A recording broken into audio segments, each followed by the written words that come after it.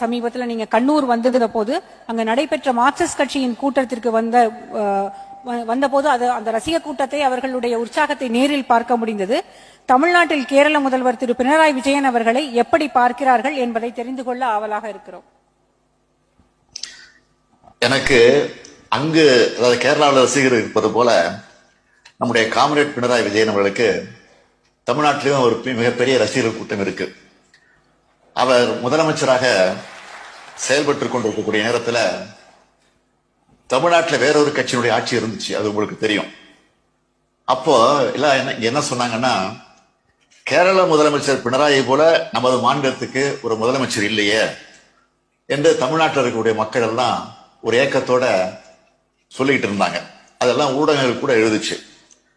தமிழகத்தில் ஆட்சி மாற்றம் நடந்தப்போ நான் உள்ளபடியே சொல்றேன், நான் என்னுடைய செயல்பாடுகளுக்கு முன்னுதாரணமா உங்களுடைய முதலமைச்சர் பினராயி விஜயனுடைய செயல்பாடுகளை தான் நான் கையில் எடுத்தேன்.